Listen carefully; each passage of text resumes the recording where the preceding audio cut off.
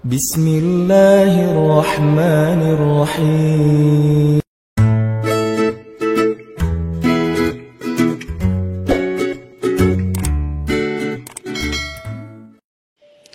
Harapan agar Allah Subhanahu wa Ta'ala selalu menjaga hati kita, agar setiap saat kita bisa thiqah billah, bisa percaya dan yakin kepada Allah. Karena Allah satu-satunya pegangan kita. Kalau kita nggak berpegang kepada Allah, jangankan saat dikasih ujian, dikasih nikmat aja bisa oleng gitu kan, apalagi dikasih ujian. Dikasih nikmat aja bentuk olengnya apa? Masih ngeluh. Udah dikasih nikmat, masih ngeluh. Apalagi dikasih ujian, lebih bukan ngeluh lagi, keluh kesah jadinya. Dan akhirnya berputus asa. Orang yang Allah jaga hatinya dalam keadaan senang dan susah, salah satu contohnya adalah orang yang yunfiquna fis sarra'i wad dharra, orang yang bisa tetap beramal soleh, tetap berinfak, bisa tetap bantu orang, bahkan ketika dia dalam keadaan dharra, dalam keadaan susah. Yang kadang-kadang ngebantu orang itu beresiko buat dia sendiri. Dia sendiri lagi butuh bantuan, tapi dia juga malah bantu orang lain. Selama yang dia lakuin ini tidak menzalimi hak orang-orang yang menjadi tanggungannya. Ini penting catatannya di sini nih. Jangan sampai kita menjadikan narasi ini sebagai dalil bantu orang walaupun kita dalam keadaan butuh. Kalau kita sendiri sih nggak masalah. Tapi kalau yang butuh ini adalah keluarga, maka kita harus bermusyawarah dengan keluarga kita. Mereka punya hak untuk menentukan ya atau tidak. Kalaupun tidak, kita nggak boleh menjudge mereka tidak soleha. Misalnya seorang suami lagi punya hutang. Hutang itu kan tanggungan bersama kan? Karena nanti kalau datang debt collector, kalau ada tagihan yang akan menanggung gelisah, takut, terancam, nggak nyaman itu bukan cuman suami, tapi juga istri ngerasain nggak nyamannya didatengin orang yang nagih hutang tuh nggak nyaman. Sehingga kalau nanti ada yang harus dijual dari aset kita kan itu bagian dari hak istri juga. Kalau perabotan rumah ada yang harus dijual kan itu jangan-jangan itu alat senamnya istri misalnya kan ya. Jadi dia tetap menanggung konsekuensi dari resiko berhutang gitu kan. Sehingga kalau misalnya kita lagi punya hutang, terus kita mau bantu orang yang juga punya hutang, cuman dia kayak darurat banget. Kalau yang diambil itu dari bagian kita, gak apa-apa. Kita yang nanggung konsekuensinya. Tapi kalau yang diambil itu adalah bagian keluarga, gak boleh sembarangan. Mah, kan kata Ustadz juga, yunfikuna fid dharra, berinfak dalam keadaan susah. Orang-orang Ansar, yu'thiruna ala anfusihim, walau kana bihim khasasah. Kita ngeluarin dalil itu fasih, tapi ternyata salah tempat. Dalilnya nggak diragukan kesahihannya, ayatnya jelas. Apa yang ada yang di surat Al-Baqarah, ada yang surat apa itu yang yu'thiruna ala anfusihim. Jadi artinya nggak salah dengan dalil, tapi kurang bijaksana. Kurang apa bijaksana teh? Kurang hikmah. Kurang hikmah, kurang wise, kurang bijaksana. Kenapa? Karena Abu Bakar As-Siddiq ketika beliau menginfakkan seluruh hartanya fi sabilillah, istrinya itu adalah siapa istrinya? Asma bintu Umais. Apakah istri kita Asma bintu Umais? Bukan, istri kita Ais. Bukan Asma, beda atuh. Jadi jangan paksain Teh Ais seperti Asma. Dan Asma juga nggak terpaksa melakukan itu. Kalau istri kita sekelas dengan Asma bintu Umais, siapa Asma bintu Umais? Seorang perempuan, seorang istri yang setelah suaminya jadi khalifah, nafkahnya kurang drastis. Drop banget nih nafkah keluarganya. Saking dropnya, sampai nggak bisa makan daging, nggak sanggup beli daging. Lalu karena kangen pengen makan daging, dan pengen ngelihat suaminya juga makan daging, kasihan. Akhirnya dia sisihkan dari belanja hariannya, ditabung. Setelah beberapa lama, udah cukup beli daging sedikit, nggak banyak, nggak 1 kilo. Cuman sedikit. Terus dia minta izin lagi ke suaminya. Padahal kan itu bagian dia kan, hak dia kan. Karena uang nafkah itu berarti udah diberikan kepada istri. Masih minta izin. Ya wahai Abu Bakar, wahai suamiku, ini ada sisi sedikit dari uang belanja. Aku sisihkan setiap hari, udah bisa beli daging sekarang. Boleh nggak aku beli daging? Kasihan kamu nggak pernah makan yang lebih layak. Kata Abu Bakar, Asma, ternyata gaji saya masih lebih. Boleh nggak kalau ini kita berikan kepada Baitul Mal? Dan mulai bulan depan gaji saya dikurangi karena ternyata masih lebih. Apa kata Asma? Sami'na wa ta'na. Istrinya ini Asma bintu Umais. Perempuan yang punya 3 suami, 3-tiganya ahli surga. Ja'far, Abu Bakar, Ali. Dan ini kisah di masa Abu Bakar. Nanti ada kisah di masa Ja'far yang juga luar biasa, yang sapu lidi itu. Ada kisah di masa Ali yang juga luar biasa, anaknya saling memamerkan ayah mereka. Karena dari 3 suami, 3-tiganya punya anak laki-laki. Anak Abu Bakar bilang ayah saya paling baik. Anak Ali bilang ayah saya paling baik. Anak Ja'far bilang ayah saya paling baik. Terus yang mana nih? Kan bingung Asma teh. Yang ini bilang ayah saya nih pemuda surga. Sebaik-baik pemuda Makkah. Ayah saya sebaik-baik orang tua Makkah. Masing-masing membanggakan ayahnya. Masing-masing punya cerita-cerita kehebatan Asma bintu Umais.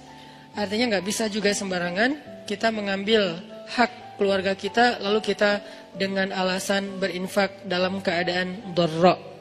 Nggak boleh, karena itu tidak bijak. Sehingga ketika ada sahabat yang ingin menghabiskan hartanya untuk infak, minta izin ke Nabi, Nabi nanya, kamu punya keluarga?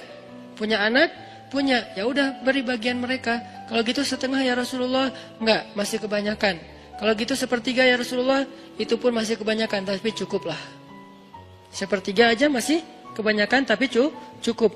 Lalu bagaimana dengan Abu Bakar? Abu Bakar lihat dulu, makanya kita nggak bisa memahami satu dalil tanpa mendalami konteksnya. Jangan sampai kita menggunakan cerita Abu Bakar untuk membolehkan diri kita melakukan apapun yang kita suka. Mah, papa nih pengen jadi Abu Bakar. Tugas kita didik dulu istri kita biar jadi Asma. Baru nanti kita bisa jadi Abu Bakar. Abu Bakar itu keberhasilannya bukan hanya berinfak dengan seluruh hartanya. Keberhasilan Abu Bakar juga di situ, adegan itu adalah dia berhasil mendidik Asma menjadi seorang istri yang mampu berlapang dada ketika suaminya berinfak dengan seluruh hartanya dan nggak punya apa-apa lagi yang tersisa. Tapi kalau nggak jadi seperti Asma pun jangan langsung dijudge. Mamah nih jauh banget dari Asma. Ya Allah, gimana ini? Galau jangan, karena lahum darajatun inda rabbihim faddalna ba'dahum ala ba'd. Kami berikan kelebihan sebagian orang atas sebagian yang lain. Dan istri Nabi juga beda-beda kelebihannya. Para anbiya beda-beda kelebihannya. Ada para nabi yang kelebihannya lebih kepada suara. Nabi siapa? Daud. Sampai Allah Subhanahu wa taala menundukkan semesta untuk ikut berzikir bersama Daud. Yang saya menyebutnya dengan istilah konser kolosal. Tapi konsernya bukan nyanyi lagu syair, lebih kepada zikir, perform. Nabi Daud perform, tapi crowdnya itu bukan manusia. Crowdnya itu semesta. Sampai angin, awan, air, semuanya crowd untuk ikut bareng dengan Nabi Daud alaihissalam. Karena memang kelebihan Nabi Daud itu suara. Dan beliau punya 70 macam suara. Dan setiap kali beliau bersuara, yang kedua lebih baik dari yang pertama. Yang ketiga lebih baik dari yang kedua. Terus semakin baik, semakin baik, semakin baik. Sehingga orang yang diberikan oleh Allah nikmat suara yang bagus, doa Nabi apa? Laqad utita mizmaran min mazamiri ali Dawud. Bersyukurlah engkau diberikan oleh Allah seruling dari keluarga Daud. Hanya 1 dari 70 seruling ya. Cuma diberikan 1 seruling aja udah kita mendengar suaranya Mahir apa tuh? Bukan Mahir Zain. Saya lupa nama korinya. Oke lah Mahir Zain. Oke, anak muda Mahir Zain. Kalau ininya ada kori bagus juga suaranya. Nanti ada juga yang di Mahir Muakili ya. Mahir Muakili. Itu baru 1 mizmar ya. 1 seruling. Kita dengar Rashid apa sih nama panjangnya? Masyari Rashid Al-Afasi. Kita dengan Masyari Rashid Al-Afasi dengan azannya yang keren banget kan? Belum lagi nanti azan Al-Aqsa.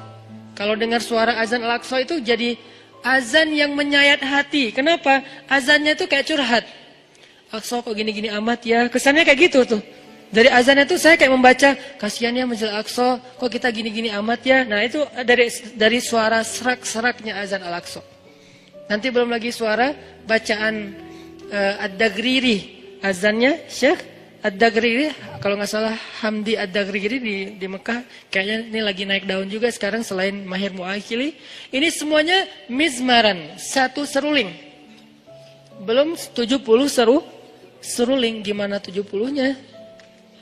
Jadi memang Allah kasih fadl, Allah kasih keutamaan. Nanti Nabi Sulaiman, anaknya Nabi Daud, beda lagi keutamaannya. Kalau Nabi Daud keutamaannya di suara, Nabi Daud keutamaannya di tenaga fisiknya sampai Allah lunakkan besi di tangan Nabi Daud. Kalau Nabi Sulaiman, Allah lunakkan Allah tundukkan bukan besi, bukan semesta, tapi jin. Jinnya pun bukan jin yang hanya jin beriman, bahkan jin yang tidak beriman pun tunduk. Syaitan namanya. Kalau jin beriman kan jin doang ya. Kalau jin yang tidak beriman syaitan. Syaitan aja tunduk. Kenapa? Takut sama Nabi Sulaiman. Kami tundukkan angin. Ini fadlnya Nabi Sulaiman. Nanti Nabi siapa lagi misalnya? Nabi Musa. Allah kasih fadl tersendiri berbeda dengan saudaranya Harun. Harun fadlnya lisan. Musa fadlnya kegagahannya, kekuatan azamnya, kekuatan fisiknya. Sehingga ketika mereka berdua kolaborasi, ini jadi sebuah revolusi yang luar biasa. Ngalahin Fir'aun, ngalahin Haman, ngalahin Korun, bahkan ngalahin Samiri. Kan banyak nama-nama tokoh antagonis pada era itu kan. Fir'aun, Haman, Korun, Samiri ini kan antagonis semua nih. Jadi penjahatnya. Terus superhero-nya, superhero. Jagoan-jagoannya, Musa, Harun, Masyitah, apalagi nanti Asiyah, kan banyak kan jagoan-jagoan yang keren-kerennya nih. Jadi intinya adalah fadl. Setiap orang diberikan fadl. Jadi kalau kita ngelihat ada istri, ada suami yang mungkin kalau dibandingkan dengan orang lain dia kurang di sini, jangan langsung dijudge kok dia gini-gini amat ya. Ada fadl yang dia miliki yang orang lain gak punya. Toh sahabat juga gitu. Abu Bakar dengan Umar, coba lihat bedanya. Abu Bakar dengan kelembutannya bermanfaat untuk umat. Umar dengan ketegasannya, bukan tegas, bahkan kekerasannya juga bermanfaat untuk umat. Nanti ada Utsman dengan malu-malunya tetap bermanfaat juga buat umat. Sifat malu aja jadi kebaikan. Ali dengan sama sih pemalu, cuman beda adegan, beda cerita. Tapi sisi lainnya Ali dengan kesatrianya bermanfaat untuk umat. Intinya teman-teman, gak boleh kita memaksa semua orang itu dengan satu model. Bahkan Allah sendiri mengatakan faddalna ba'dahum ala ba'. Kami berikan keutamaan sebagian atas sebagian yang lain. Bahkan Nabi Sulaiman alaihissalam ketika mau memindahkan singgasananya Ratu Balqis di Yaman, Nabi Sulaiman memberikan tender kepada para pengikutnya. Siapa yang mau memindahkan singgasana Balqis? Terus ada jin, Ifrit, bilang saya bisa pindahkan istana itu sebelum rapat ini bubar. Sebelum rapat ini bubar. Apa bahasa di Al-Quran? Dalam sebelum Anda bangkit, sebelum Sulaiman bangkit dari tempat duduk. Kata ulama tafsir artinya bukan seukuran berapa detik saya bangkit, bukan gitu. Menurut sebagian besar jumhur ulama tafsir, arti bangkit dari tempat duduk itu sebelum rapat beres, kurang lebih 1 jam. Karena waktu itu lagi ada kongres ya. Kongres di zaman Nabi Sulaiman, kumpulin semua yang pemimpin-pemimpin kabilah, yang ahli-ahli di segala bidang, prajurit, panglima-panglima militer, kongres besar. Salah satu agendanya adalah membahas tentang masalah kerajaan Saba dengan Ratu Balqisnya. Lalu Nabi Sulaiman nanya, siapa yang bisa membawa singgasana Balqis ke sini? Kata jin Ifrit, saya bisa bawa sebelum Anda bangkit. Artinya sebelum rapat usai, 1 jam kecepatan pesawat. Begitu beres rapat, udah ada singgasana di depan. Nabi Sulaiman bilang, ini kelamaan, ada yang bisa lebih cepat? Lalu berdirilah seorang hamba yang solih. Disebutkan gak namanya di ayat itu? Gak disebutkan. Kenapa? Bukan itu intinya. Yang Allah mau sampaikan kepada kita, banyak orang yang Allah berikan kelebihan tapi gak terkenal. Banyak orang yang Allah berikan kelebihan tapi dia mungkin nggak dalam segala hal, dalam satu hal aja. Cuman bagian itu doang dia lebih, bagian yang lain Nabi Sulaiman lebih. Sehingga dia mengatakan, saya bisa membawa istana Balkis dalam satu kedip mata. Kedip mata itu bukan dahada, bukan. Menurut tafsir, makanya kita tetap harus baca tafsir. Menurut tafsir ulama, satu kedip mata itu durasi jarak antara orang yang datang di ujung jalan. Kan belum ketahuan tuh siapa yang datang. Mantan kita atau mantan teman kita. Terus siapa sih? Kayak asa kenal gitu kan ya. Nah, kira-kira dari ujung, atau gak usah ujung jalan deh. Dari pintu masjid, di bawah tangga masjid. Itu kan belum jelas kan siapa kan. Sampai dia ada dengan jarak yang kita bisa kenal wajahnya. Kira-kira jalannya berapa menit? Kurang lebih 10 menit. Itulah waktu yang diminta oleh hamba yang solih. Dari arti sekejap mata, dari pandangan yang gak jelas menjadi jelas musafir yang baru datang. Itu kafilah dagang siapa? Siapa orang yang paling depan? Siapa yang naik onta itu? Sampai jelas. Berarti dari awalnya kelihatan setitik orang sampai menjadi jelas kurang lebih 10 menit, setengah jam. Itulah waktu yang dia butuhkan. Lebih cepat daripada yang pertama. Maka Nabi Sulaiman pun memberikan kesempatan orang itu, dia berdoa saja kepada Allah. Bukan dia sakti mandraguna terus dia terbang bawain singgasana Balkis. Apaan nih? Kenapa nih? Enggak gitu sih. Itu mah dongeng ya. Dia hanya minta, ya Allah. Kenapa? Nih orang, nih pelajaran lain ya. Dia itu dikasih kesempatan oleh Allah Subhanahu wa taala, satu kesempatan berdoa. Dia itu dikasih satu kesempatan berdoa dan pasti Allah kabulkan. Dan kesempatan itu enggak pernah dia pakai kecuali saat itu. Ini sebagian ulama tafsir bilang kayak gini. Dia tuh dikasih kesempatan, sal tu'toh. Kamu minta satu hal, nanti akan aku kasih. Dia tunggu, dia nggak langsung, oh boleh ya Allah, ya udah ya Allah saya pengen nikah. Enggak, dia tahan diri, dia ikhtiar aja. Yang itu dia nggak pakai. Jadi kartu doa yang paling diijabah itu nggak dipakai buat kebutuhan pribadi dia. Untuk nikah kah, untuk dagang kah, untuk lulus kuliah kah, untuk apalah segala macam. Enggak, dia tunggu sampai yang paling penting baru dia pakai. Kapan paling penting? Ketika seorang pemimpin membutuhkan support dari dia. Siapa yang bisa support saya dalam dakwah? Siapa yang bisa support saya untuk ekspansi kekuasaan yang adil, yaitu kekuasaan agama Allah? Baru dia pakai, ya Nabi Allah, saya. Lalu dia angkat tangannya, dia bilang, ya Allah, tolonglah Sulaiman. Bawalah singgasana Balkis ke hadapannya, sehingga engkau akan tunjukkan kekuasaanmu supaya Balkis beriman. Langsung Allah bawa. Jadi dia pakai satu-satunya kesempatan dia berdoa, bukan ngedoain orang yang udah mutusin dia tanpa alasan. Ya Allah, dia jawab banget sih. Ini walaupun sebetulnya doa kita kan banyaknya kesempatannya. Ini artinya kalau sekali-kalinya kita dikasih kesempatan berdoa yang lain gak diijabah kecuali sekali, maka sebaik-baik orang yang menggunakan doa itu adalah untuk mendoakan kepemimpinan atau diberikan seorang pemimpin yang solih, pemimpin yang adil, pemimpin yang bisa menjadi khalifatullahi fil ard, menjadi wakil Allah di muka bumi. Arti wakil Allah itu menyebarkan agama Allah yang adil di muka bumi. Rahmatan lil alamin.